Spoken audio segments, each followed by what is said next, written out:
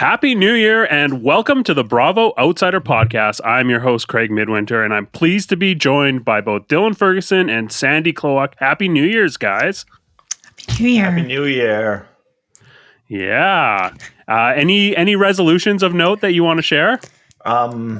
Stop doing this show. So far, we failed. Waste of time. Yeah. Yeah. I wanted to do a resolution that I knew I could get out of the way really quickly. It's something you can knock out. You can cancel out the possibility of it ever being accomplished within the first week, and then move on with your life. Yeah. Well, today we're super excited to be joined once again by the very funny Andy Noble. You've exploited my vagina for your book.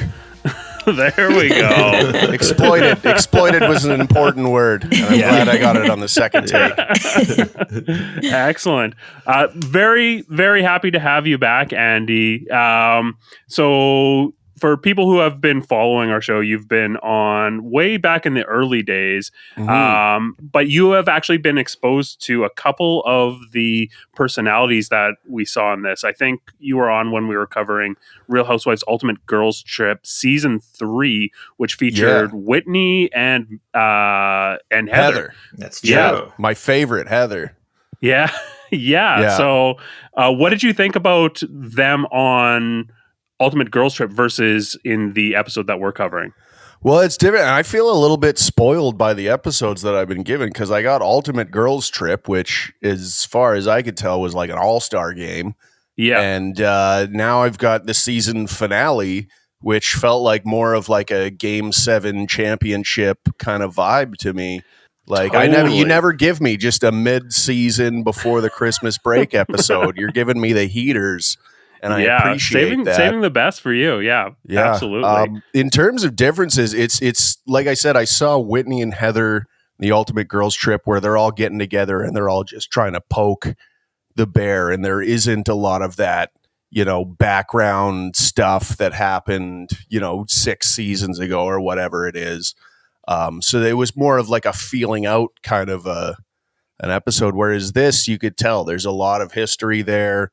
This isn't people that are feeling each other out. These people know each other. These women know each other, and they're in the trenches. And it's definitely a different vibe. That being said, Heather is still the same. Yeah, as far as I can tell. That's why she's my favorite, because I really do think she genuinely just wants everyone else to like her. Yeah, that's true. She definitely does really want both her castmates and the public to like her. And at the end of last season, I feel like she was at a point where people were a little bit tired of her. But boy, did she bring it, especially in this, the tail end of this season. Unbelievable performance. Let's get right into our coverage of the episode. So we're going to start with something that we've started doing called Housewives in a Hurry.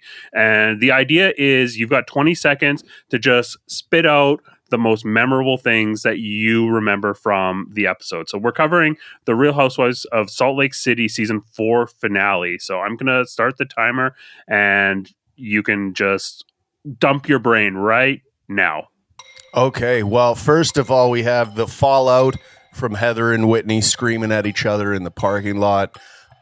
We go right into them resolving absolutely nothing when they talk to each other in the bedroom. And then we got scooters. Who doesn't love a scooter trip on a beautiful day? Is that the end? Oh, that's the whole episode. Time. Nothing else happened in the episode. I think I got the first 4 minutes out. Yeah. Yeah, it was a very dense episode. So, and 20 seconds is not a lot of time. Are there key things that you want to mention off the clock? Well, I think my favorite scene so far has been it was basically on this episode. It was a flashback to last episode where Whitney and Heather are screaming at each other. That's where the quote comes from. You've exploited my vagina for your book. My favorite part about that episode is if you watch it, or that scene is if you watch it, they're in the parking lot screaming at each other at full volume, walking past the vans they came in. If you watch the guy driving the van, he doesn't even look up from his phone. It's a pro. This is all That's a going pro right on there. in front of him. He's like texting his wife. He's like, yeah, it's probably going to be like after 12:30. I don't know. These women are going nuts. Right? Not even noteworthy after everything he's seen and been through. Yeah. That was just mwah. But then, yeah, the fallout from that was it reminded me a lot of when my sisters settle a beef, because they came in and they really both tried to hear each other while also not listening at all. Both of them felt like they were waiting for the other one to stop talking so that they could say their thing. And then at the end, in perfect fashion, Whitney, there's no apologies. There's no apologies from either of them. Yeah. And then Heather goes, oh, yeah, we're good. You never have bad timing. You never have bad time. Which is just like, all right, forget the issue. We're going to nitpick at whatever. Yeah. And when Whitney leaves the room, you can tell by the look on both of their faces that nothing has been solved. This has been just they're placating each other, and very juicy. It was settled just enough to like be put away because there are like bigger fish to fry today.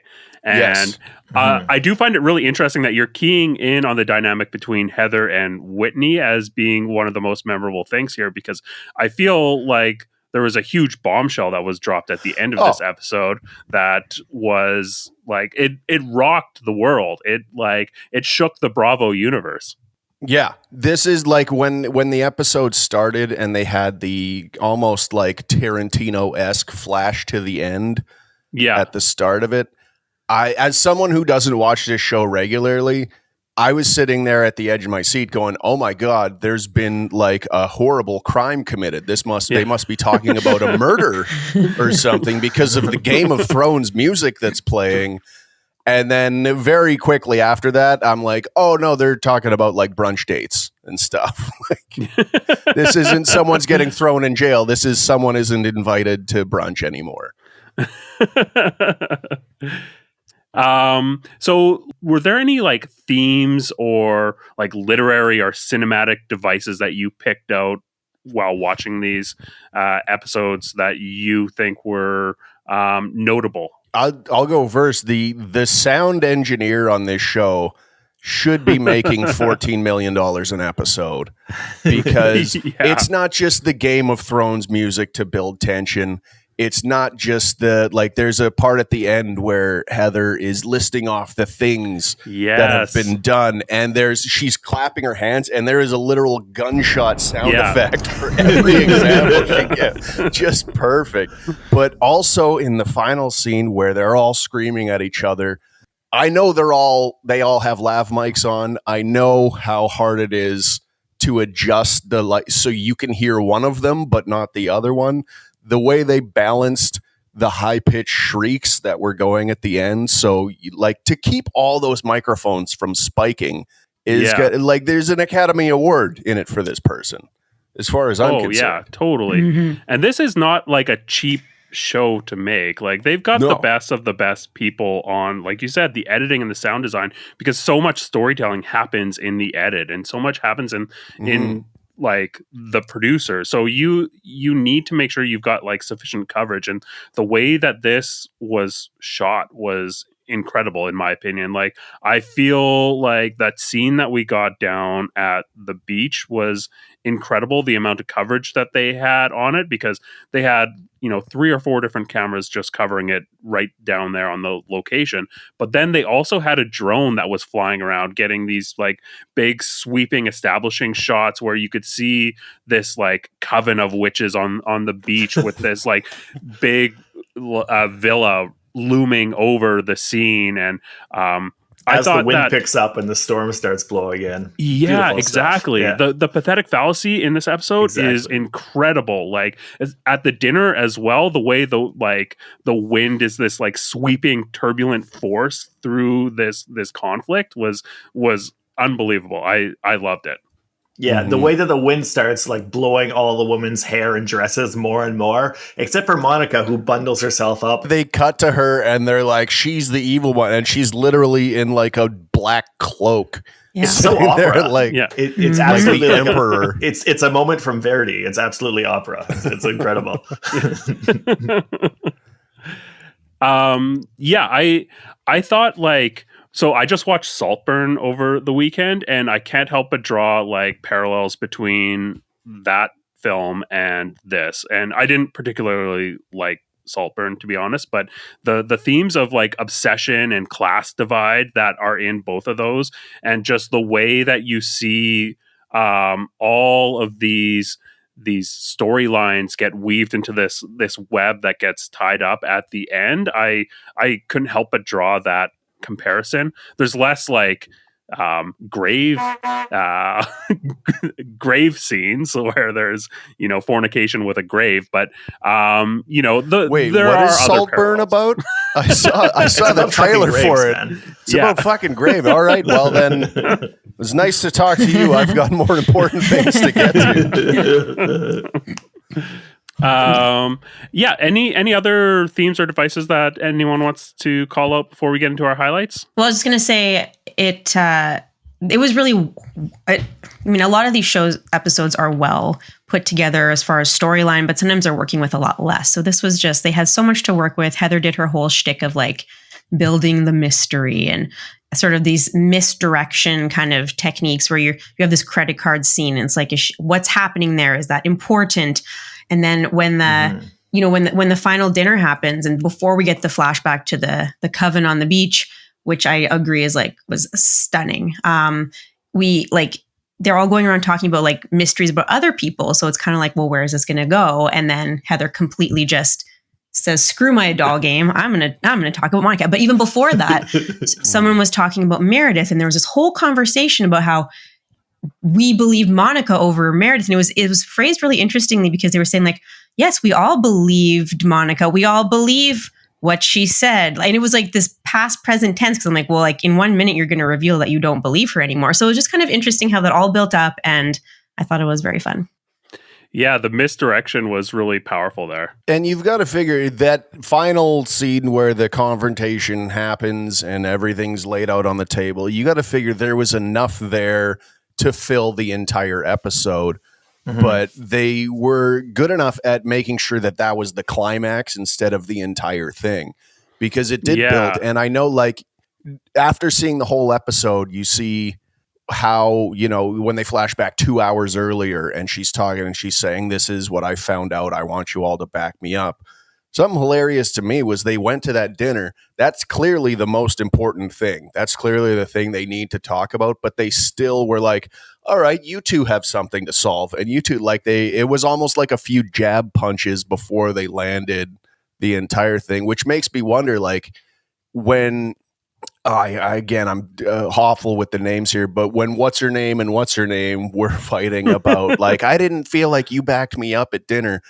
Right. Was Meredith that Heather, just something that they're like, all right, let's just bounce this back and forth a little bit so that everyone gets comfortable for when this bombshell dropped? Or were they actually like, yeah, we've got this whole secret to deal with, but also my thing is important too. Like, I wonder if it was purposely done, set up that way by the producers or by themselves, or if that's just the way it goes when they have these dinners together. Yeah, I mean, I feel like this was Meredith like looking for something to make it seem like it's less of a direct alley-oop for Heather. Mm-hmm. Well, and also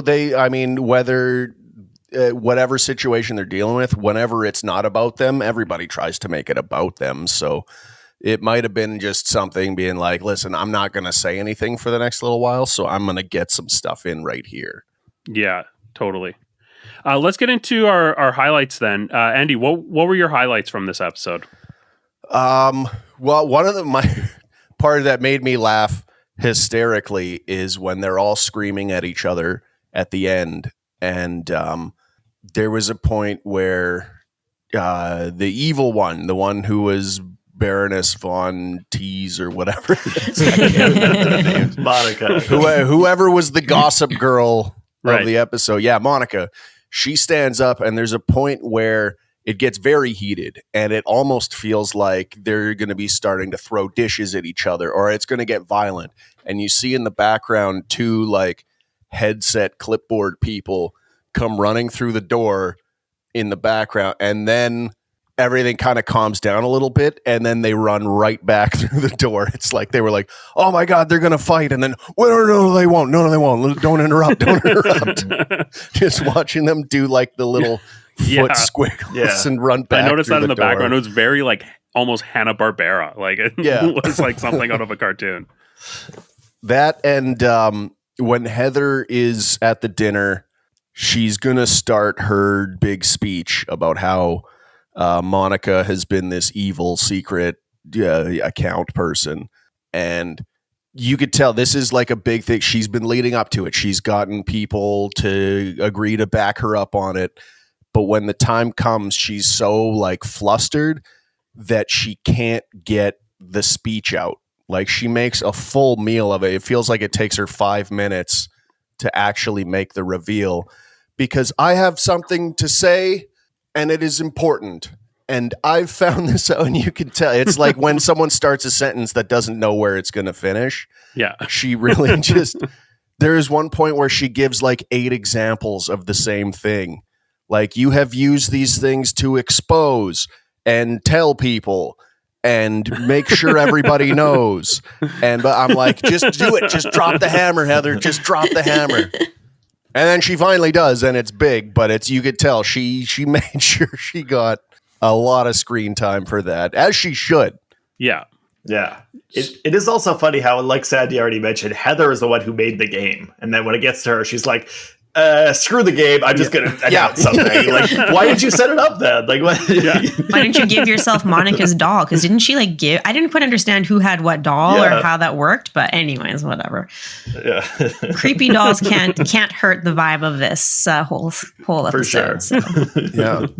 And it was a little bit like they're talking about how she set up Jen Shaw, which is something if I hadn't watched that Real Housewives Ultimate Girls Trip episode, I would have known nothing about that. So having that little tidbit made it that more. Otherwise, I would have been sitting there going, well, who the fuck is Jen Shaw? I don't know anybody. But yeah, so it did tie in with other things that I had seen, which I thought was very interesting. Yeah, this is one of the things about, reality TV and watching these long-running shows like Real Housewives, because all of the storylines that came out, they weren't necessarily from this season that Monica was tied to. Like, we got the stuff with Jen Shaw, and we got a return of the storyline about the shoplifting from Meredith's, and the fact that Monica was there, and we had the security footage, and it's like, oh, she's been there all along. It was amazing. It was very, very Usual Suspects ending, the way that this all came together. And the denial right to the bitter end, right until you're absolutely 100% trapped. I'll deny. Okay, well, then it actually is true. I thought it was fascinating watching Monica in that moment. It seemed, like I'm interested in chatting about what is genuine about Monica, but like that moment seemed genuine as far as she had to figure. She, as she said, like she knew it would come out at some point, but she didn't know it would come out necessarily at like that moment. And we were kind of watching her brain tick away at figuring how she was gonna do this. And as soon as they started talking, her eyes went dark, and we just saw her like born as a villain rising up, and as they said, in this cloak. And it was so beautiful to watch, so epic. And she was like, absolutely not. Then she was like, okay. And you could just see her working through what she needed to do. So I think that was really fascinating. It reminded me of that, if you've ever seen that Matt Damon movie, The Informant, where he plays this compulsive liar who's actually telling the truth, but he's lied so many times that it's a lot. It was kind of like that, where he just finally runs out of lies and is forced to do nothing but tell the truth. And to watch her sit there, and like you said, she's sitting there trying to figure out a way out of it. And when she sees that there isn't one, she completely switches her attitude and just owns it. And it's, yes, she is this villain. She is the villain that we have come to realize. And she played it perfectly like a villain. The black cloak definitely did her some favors in that. But yeah, I and then love that afterward- we got her like cloaked, and she had this moment where she finally does a little bit of a reveal where she's like, that's not entirely true, and everyone's like, oh my god, what does that mean? What does that mean, Monica? Yeah, like then Lisa she just claims like, the stage for herself by saying that, yeah, and she like literally like takes like the hood off to unveil herself as the real villain all along. It's so amazing. I thought she did a great job just like owning this moment and taking this moment from Heather. And she doesn't do a great job of, handling the barrage of attacks that are coming at her afterwards. But I think she does as good a job as you could do in that situation, especially as like a first season housewife. Like this is her first season on the show. She does not have all the tools in her tool belt that the rest of these women have. So like to come on as a rookie and like all that she could do in the end is kind of walk away. And I thought that we got like a brilliant shot of her like crossing the line of cameras, like as the fourth wall like is the last thing to break in this episode. The lonely walk across the yard. Yeah, perfect. When she crosses that like physical line of cameras that are all like covering this, there's like enough cameras to do one of those like Matrix bullet time shots. They've got so many guys in on, and she crosses that line like effortlessly, and the fourth wall is gone, and then we get the epilogue with all the follow up cards or whatever. I think that the way that this scene was constructed was amazing. Wouldn't it be great if while they were all shouting insults at her, if they did do one of those bullet time where she's standing there in her robe and just dodging, no, you're a bitch, no, you're a scoundrel. Yeah, absolutely. It is interesting, like you saying she's a rookie. I would have not guessed that. Like she seemed just as like there's a line before where she's talking about how she's making me the bitch, so I'm going to turn it on her and make her the bitch. It seemed like I would have guessed she was there since day one. Yeah, this is a new like gold standard for a rookie season for a housewife, in my opinion. Other housewives have come on and had really strong rookie seasons. Like we just watched Danielle on New Jersey have a pretty strong rookie season, in my opinion. Megan King Edmonds is another one that comes to mind as having like a really strong rookie season, but the way that she took control of the narrative from production and from the other housewives and still like gave us a multi-dimensional character, I thought was particularly interesting because, with Megan King Edmonds' season on Real Housewives of Orange County, it's a great story. She comes on, she's this detective that like susses out Brooks and his fake cancer scam or whatever, and she's able to like expose him, and it's a great story. I think if you take yourself out of viewing it as storytelling, you can call into question like how much of that is like production kind of feeding her stuff, and how much of it is truly her doing the legwork, and how much is production steering the ship. You could say similar things about this big reveal with Monica in the end, like how much of that was withheld and production knew and disclosed to Heather at the right timing. Like I'm fine with suspending whatever disbelief I need to in order to enjoy these shows and just accept that as like part of the game. But what Monica, I think, brought on top of all of that is we got a really fleshed out character in the rest of the season surrounding that. Like we got to see her dealing with this like class divide. We got to see this complex relationship she's got with her mother. We got like authentic emotion surrounding how she like handled, spending more money than was responsible to do so in order to get a person or to fit in. And we got to see this dynamic between, a multi-generational dynamic between her and her grandmother and her mother. And I just thought that it was she's such a full character that even if we didn't have this big Kaiser Soze reveal at the end, it still would have been a fantastic first season. Not like a record-breaking like rookie season for a housewife, but this is the cherry on top of like a really strong just general housewife performance. And I think she's a star. Yeah, those are about my thoughts too. And I, like you, I've thought Monica has been the best part about this season.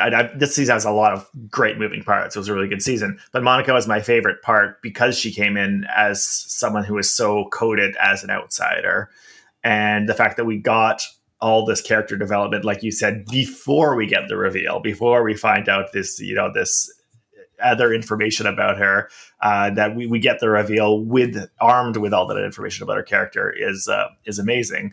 And she's been coded as an outsider throughout the whole thing as somebody who's like tangentially related to the friend group, not really in the friend group, and as somebody who's from a lower class background, who doesn't have as much money as them, and who has insecurities and maybe resentments about that.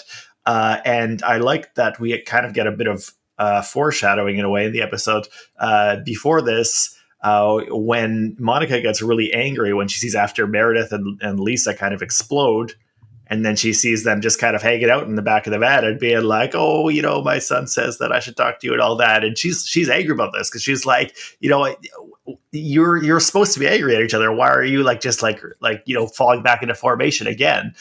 And she's really kind of confused and piqued by the fact that they are a group of friends who just kind of reseal together. And Monica sees herself as playing for real. Well, they're kind of just playing.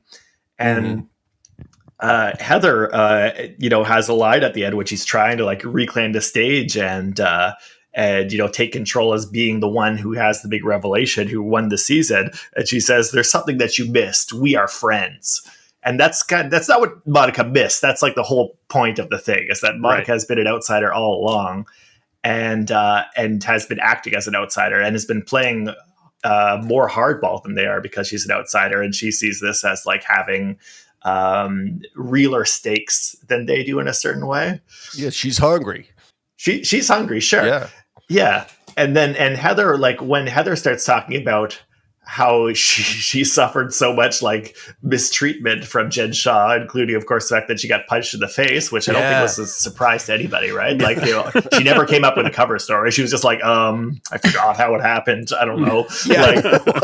One of the worst lies ever told, even on this show, is I don't know. Yeah, she couldn't think of anything. She was just pass.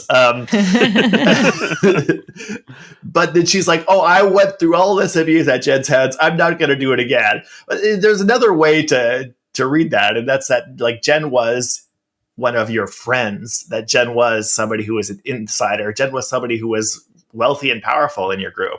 That's why you put up with so much shit from her. Yeah. And that's what Monica doesn't have. And that's why you're not going to put up with anything that Monica does, because she's not an insider. And that's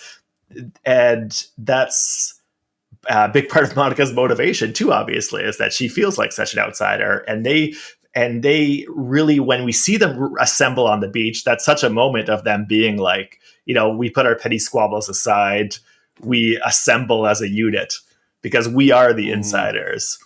And again, the as we've talked about, the cinematics of that is so great. And the fact that you have that little bit of reality horror with the handheld cameras, the found footage kind of thing. Yeah. When Heather is getting the phone call and the producers realize they have to pick up the cameras and rush in. I love the way that found footage aesthetics transmit that idea of an intrusion of the traumatic reel. And then you have that happen and then have them reform as a group with very polished cinematic aesthetics. That's such a forcing to heal kind of visual that we get. Yeah. It just works out. It just all works out beautifully. Well, and also a great layer for the story that's kind of like a background storyline is the hairdresser betrays Monica's trust and is I'm going to dump all this info. So it makes me wonder what happened between Monica and the hairdresser, where all of a sudden she's getting snitched on. And also let's get Tanisha on next season. Yeah. Oh, yeah. But Tanisha also betrayed Heather, who they were allegedly friends and like had this at least business relationship. And she was actually just, I guess, getting intel this whole time. So Tanisha deserves a lot here.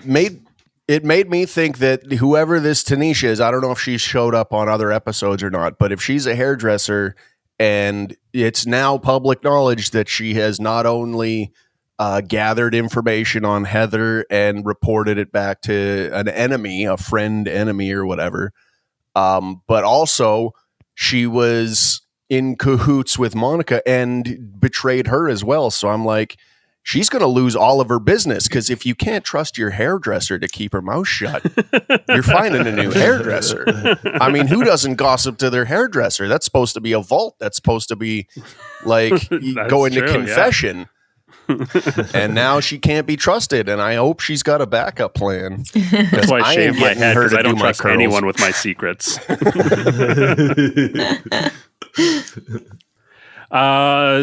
Andy, did you have any other highlights from this episode? I did like the reveal. It was almost like a bonus little reveal about, this is where I got the black eye from. Because that was another thing that was brought up during that Real Housewives Ultimate Girls Trip episode that I watched. That was something where I was like, oh, okay, that's that thing that I remember that didn't really have any kind of conclusion or closure to it. Because like you said, it was like, oh, I got this black eye, but I don't remember how it happened. Well, here we go. It's finally a question answer. That's why I feel like I got the perfect 2 episodes. If I'm only going to watch 2 episodes, I feel like these ones paired up nicely. Yeah, I was glad to give you some like closure on your ultimate. Yeah, because I was waking up at night in a cold sweat, thinking someone punched my baby girl. That's Heather. That's my favorite. Someone has assaulted let's talk about this black eye though. Like, so do you guys believe that it was Jen Shaw, or do you think that it's just a safe for Heather to now say that, and like that's where she's going to get the most impact out of this black eye that she's been keeping in her back pocket? I never believed it wasn't Jen Shaw for a second.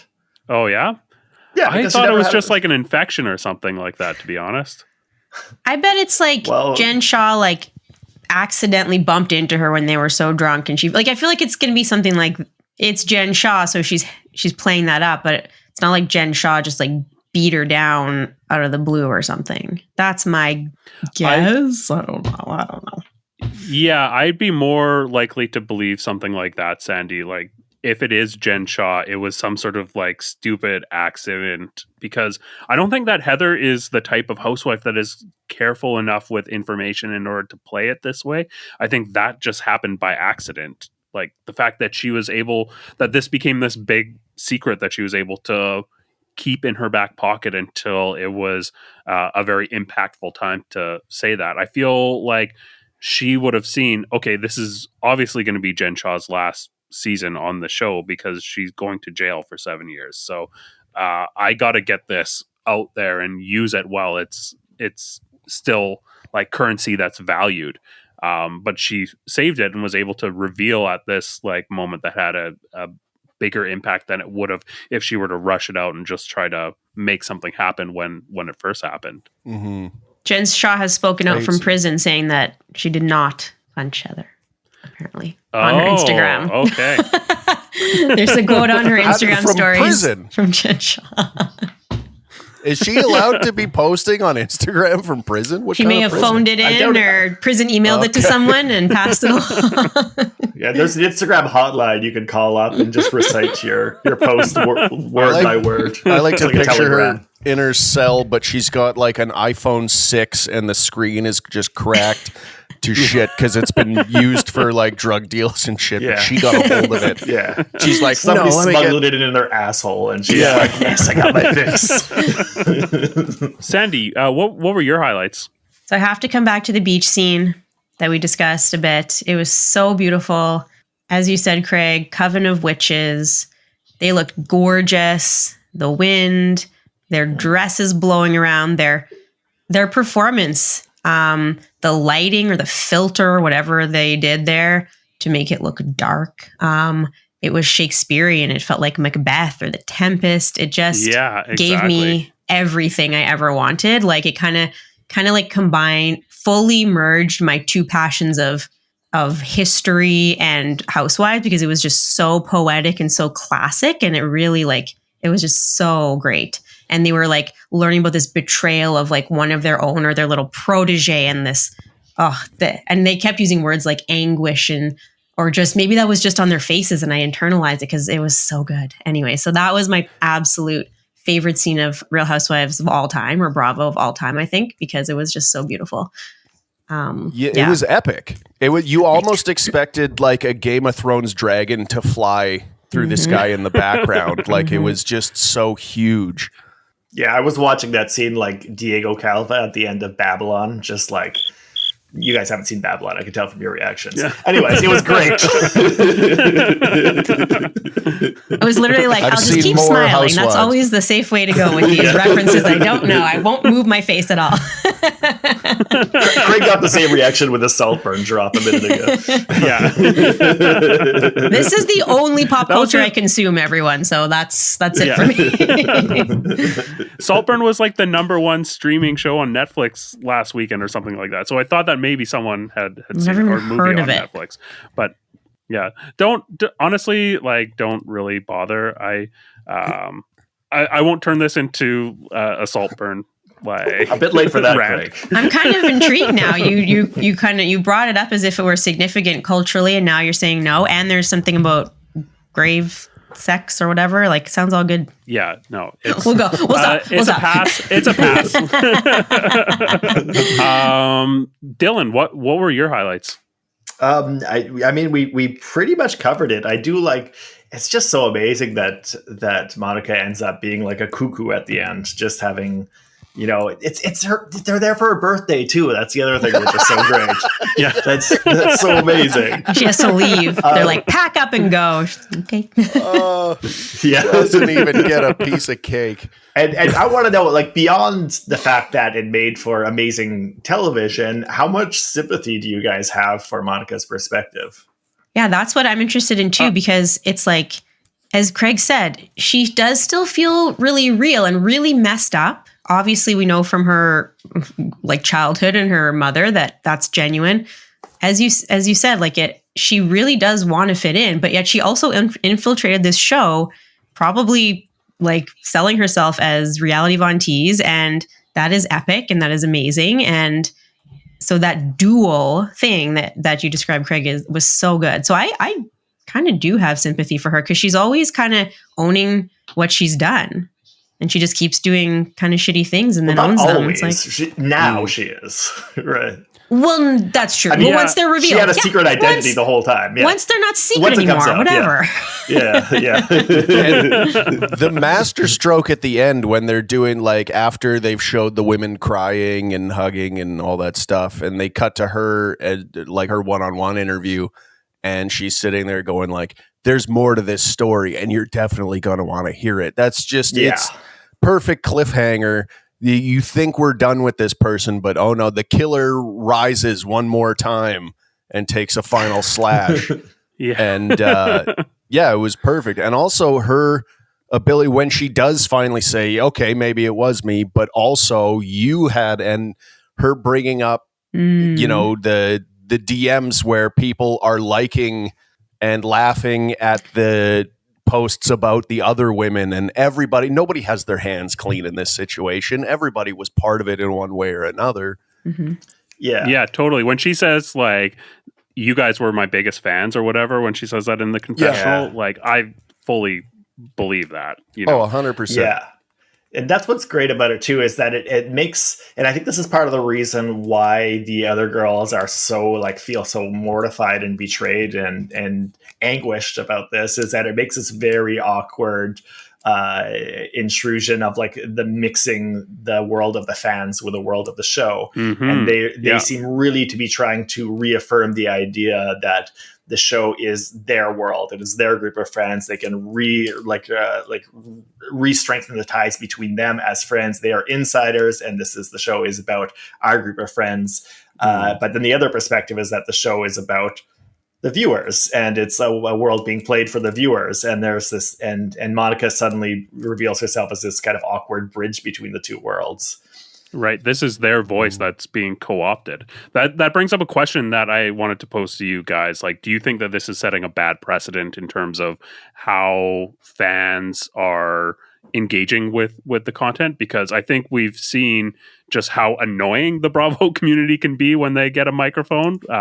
You know, speaking of like both BravoCon and our podcast. You know, we see clips of like people going to BravoCon and like during the Q&A using it to like try to roast and get their moment, and it's just like it's pretty annoying to watch. Do you think that this sets a bad precedent for the fan community trying to get on these shows? Like copycat crime kind of thing. Yeah, exactly. Yeah. Will we get a Monica copycat? Oh, I could see it. I'm surprised there aren't, 15 reality Von Tees or whatever. Like, this is the first I had heard about that account. Obviously not following the show, but yeah, I kind of had this thought of like, there was only one troll account. It feels like there should be 20 of these, shouldn't there? Yeah, true. It's a good question. Like they knew, the editors knew. So, I mean, obviously they're not going to be looking to do this. I have to assume they're not going to be looking to do this over and over. And I imagine they're pretty picky with who they choose. So I feel like we're not in too much threat of these people infiltrating left and right, because the editors are going to be, or the producers, I should say, are going to be aware of probably that concern. I think that this is the second time in a year, though.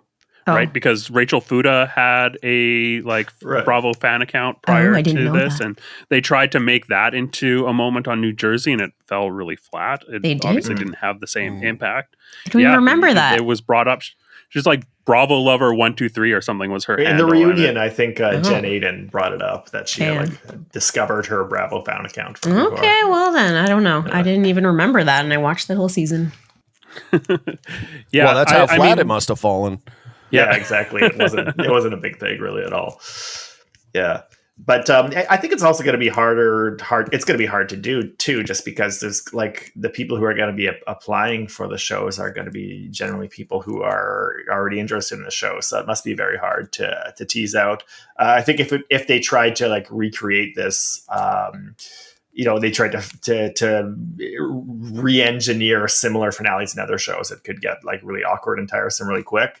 I don't think that the energy of this could be like recreated. Yeah. I wouldn't love to see execution. More of this. Yeah. I would not like to see more of this. I think, but I'm happy it happened. I don't want it to be like something that happens again. Yeah, totally. Because it wouldn't work as well. Yeah. Any other highlights, you guys? I had one thing that I thought was kind of interesting. They seem to take a different tonal approach to the exit blurb things at the end when they sum up what people are doing now. Usually it's like clips of them laughing and smiling and then they freeze or something. And this time, a good chunk of them were just like them very awkwardly and solemnly, like kind of staring into the camera or out into space. I don't know if anyone noticed that. It wasn't all of them, but Lisa with her son, that might just have been the awkwardness of her spending time with her son, but they both were just like, and then it was just Henry being like, he's a kid. But and then Angie with her husband with those glasses of champagne in her lingerie, and she was just like staring at us, saying like they're rekindling their marriage. It was brutal. And then Monica at the end, which is a little different, but she's in her confessional, and it's when she says, well, if she has her blurb, but she's just like live sitting there. It's not a photo. So I just thought that was interesting and seemed to be a deliberate choice because I've never seen that before. I don't know. Maybe they're just trying to communicate the idea that they're still shell shocked. Yeah. The vibe. Yeah, I think nothing it would will have been truly be the way it was before. It would have been pretty like jarring tonally for it to do anything more dynamic.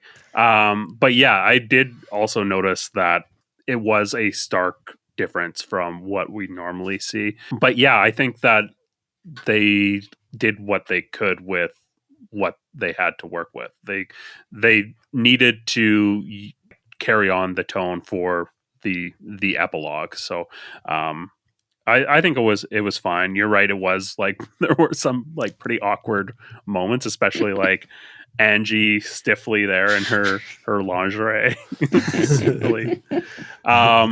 We didn't get a lot of Angie in this episode. This is one thing that I just thought was notable. We did see her at the beginning, just like she was so out to lunch in terms of the tone of what had come before it, and just being like, oh, let's have a fun day going shopping, and then at the end she was left out of the group that had the inside knowledge on Monica and what was going to go down. I really love that when we do see her finally chime in, the first shot that we get of her is just her like saying something, but it's just one long censored beep. It's like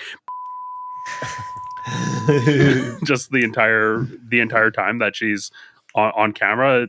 So, but yeah, I was a little bit disappointed in her performance at this dinner because she got up. It seemed like she was going to throw a centerpiece, which is such a unique spin on the glass throwing.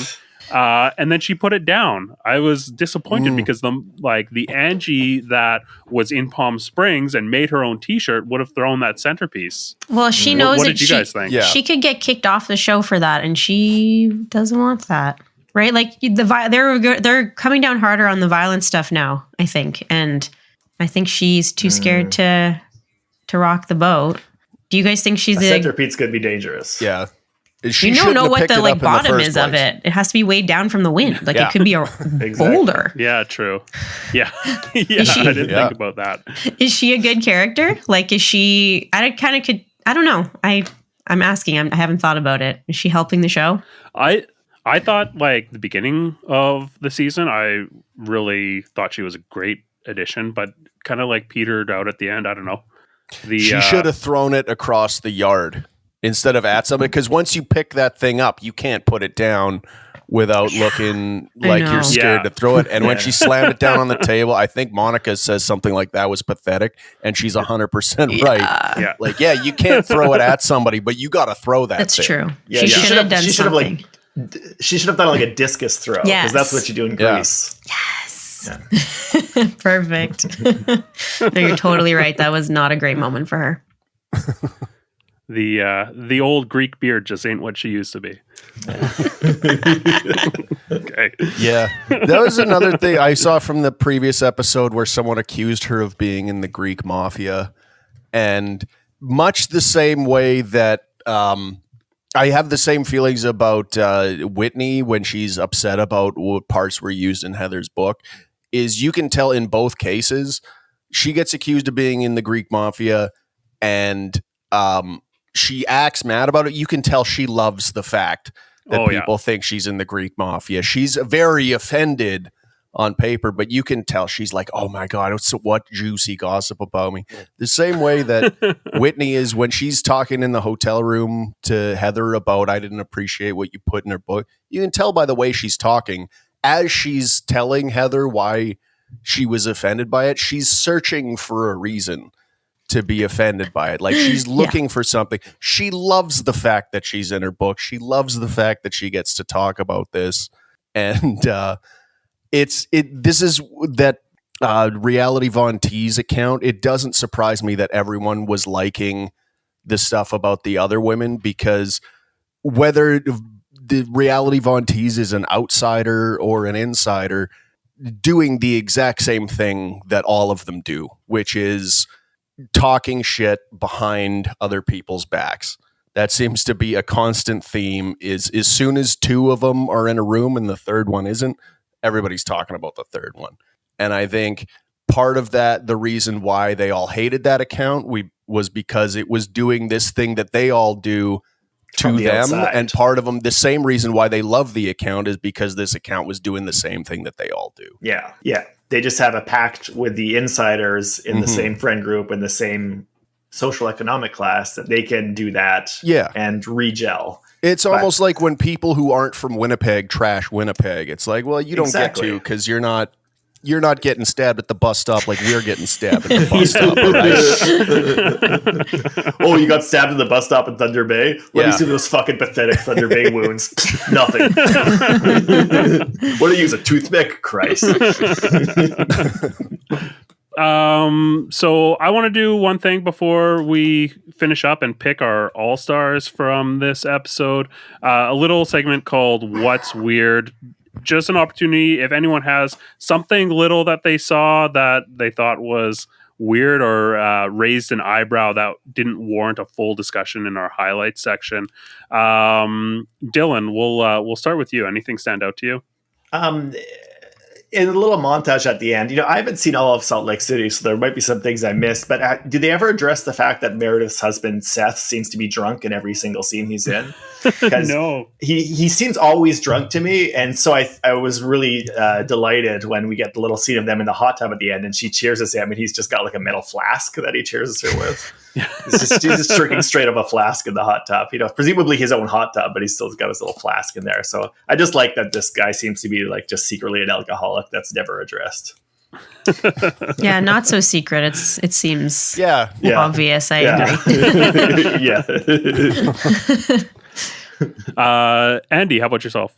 I loved the scene where they all go ride the scooters around town, because this was one of the very rare scenes where everything is great. Everybody has a great day on the scooters. I love the little interjection of reality where the one, I forget which one, but she can't really do it and she crashes into the van a little bit and stuff. And the guy, like their scooter guide, comes up to him and was like, you need to learn how to do this, because their whole life is supposed to be this fantasy. Like they're at resorts, they're having these fancy dinners and all this stuff. And then this guy comes in and goes, yeah, you'll die if you don't do this properly. It was just a little splash of, oh, by the way, this is still the real world.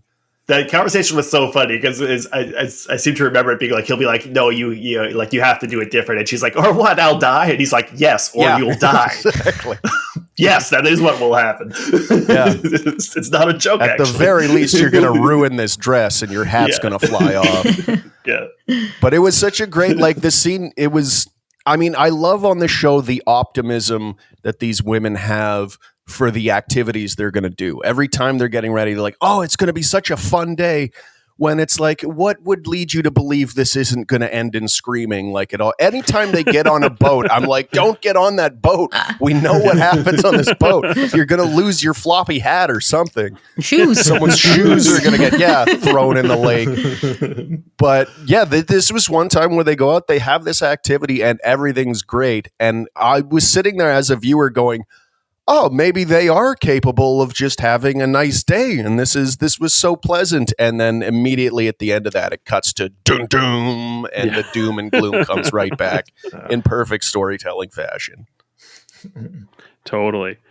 Sandy, how about yourself? I thought it was a little weird that we see Whitney allegedly waking up a little rough from the night before, hiding from the sun, and then she reveals a full face of glam. It was funny because she had sunglasses on. So you're like, oh, she had her sunglasses on because her eyes look bad. That's fair. Then she takes them off and it's totally done. It's like, what? There was an episode.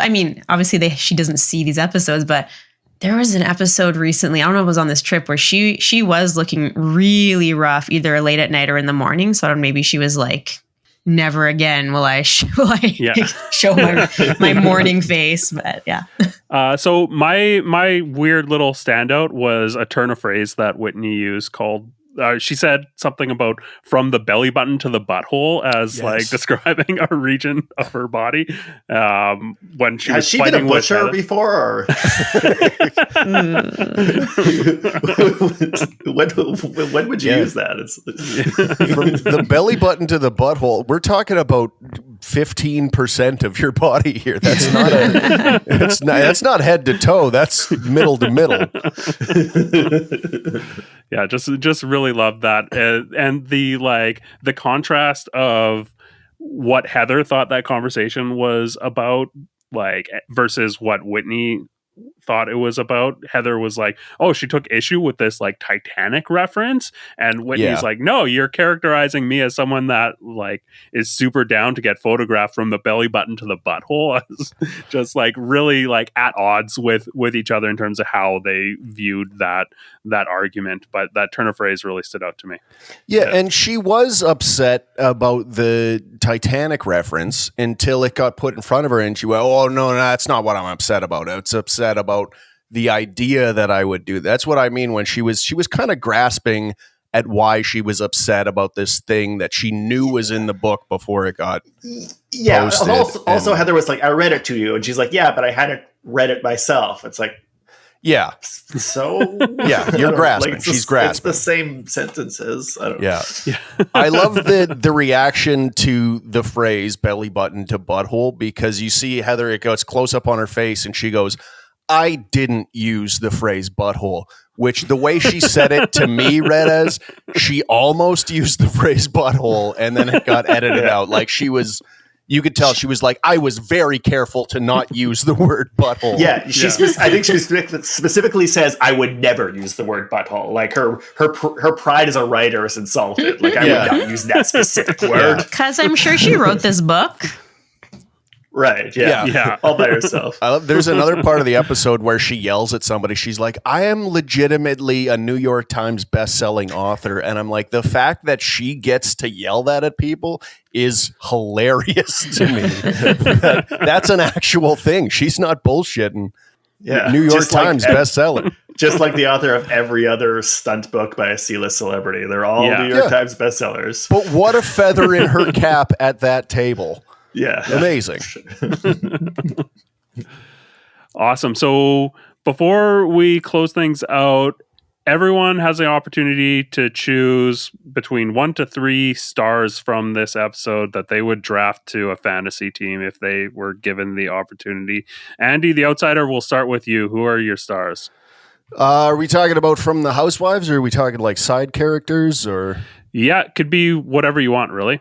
Okay, well, we didn't see many side characters. Like the guy who was the scooter guide got maybe 4 seconds of screen time. I did love the 2, I'm going to call them set people that ran through the door and then ran back. But I think it's got to be, if you're talking all-star for the episode, I got to go Heather. Because number 1, she's my favorite. Number 2, she definitely did the most with what she had. Like I said, when she had that big reveal, she made a meal out of it. She didn't just throw it out there. She made sure that she got on screen and got her point across the way she wanted to get it across. Dylan, how about yourself? I mean, obviously, Dark Queen of Chaos, Monica has to be there. This was her episode. This is her year. 2024 is the year of Monica. Yeah. And you have to have Heather too, because she was also a huge part of this episode, and they're both stars. They both killed it. Great stuff. And I'll draft also the whoever realized they needed to grab a camera and start filming while Heather was taking the phone call. That camera person gets on my team too. Yeah, and I loved that moment with the producers where like someone is like knocking on the door, like trying to respect the privacy, and another producer's like, just go in. Yeah, exactly. I love how they've You're broken that fourth wall. You're not contractually obliged to knock. Go. There was like something shifted a couple years ago. I think like something happened. I can't remember now, but they just knocked down the fourth wall overall, and cameras are now part of it, and it's so much better. It's so much more interesting to get glimpses of production. Yeah, totally. It's a device that they use on Bravo very like sparingly and effectively. Like they pick their moments. They're not always doing it, but when they do it, they make sure that it has an impact. And I really love seeing this technique emerge. Sandy, what are your stars? Gotta give it to Monica. 1 to Monica. I'm going to give 1 star, or however we phrase this. One of my stars is Meredith for her outstanding performance as part of the coven, because I think she went above and beyond with her facial expressions and her chiffon blowing and really like drove that home, that scene. And I don't know if I'm allowed to She dressed for it. she always has the best enunciations of anybody too. That's also why she's a superstar. She's a Shakespearean player. She's ready to be on the stage. If her face moved a little more, maybe, but whatever. But she did pretty good, honestly, all things considered. And my third one is the wind, because what would this episode be without the Bermuda wind, guys? Like, honestly, imagine any of these scenes with no wind. Like, I don't know if we'd be as enraptured, like anywhere near as enraptured. So it almost makes me wonder, like, if there's a costume department that's telling them, hey, everybody wear your breeziest dress today because this is going to be amazing. And no tight buns, maybe. No updos. Yeah. And Lisa Barlow, who refuses to take costume notes, did not respect that in that scene as well. So that would track. But I did love her dress. I thought they all looked so good. I don't know. Like, they all had different outfits on. They were all really colorful. I don't know. They were just so good. Yeah. So good. So my number one star has to be Monica. I think, like, this episode would not have happened the way it did without Monica. And second to that, I think Heather as well. I think it wouldn't be the same episode without Heather being that person that was able to drum this up. How much of that was like production and how much she could have been substituted out for someone like Whitney or anyone else on the cast is still a little up for debate to me, but it landed on her and I think she did a good job of it. Those are the two stars. I think, like, one of the stars of this season for Salt Lake City for me is sunglasses. I think we have seen so many styles of sunglasses on this season that it just can't be ignored. Any last thoughts before we close things out here? I've had a lot of fun on the podcast, almost enough to forgive you for exploiting my vagina for your book. I hope you had fun as well. Awesome. Well, thank you so much for doing this. Andy, do you want to let everyone know where they can find you? You can find me at Andy Noble Jokes on Instagram.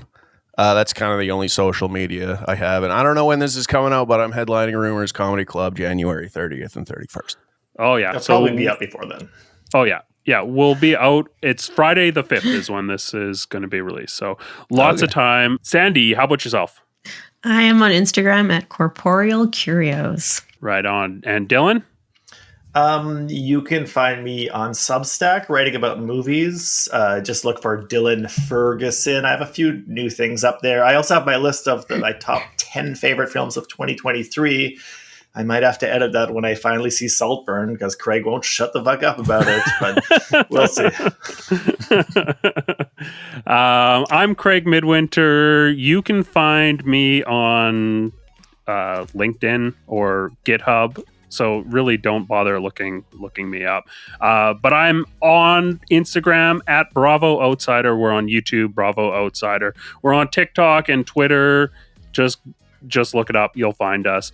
Until next week, keep on wifing.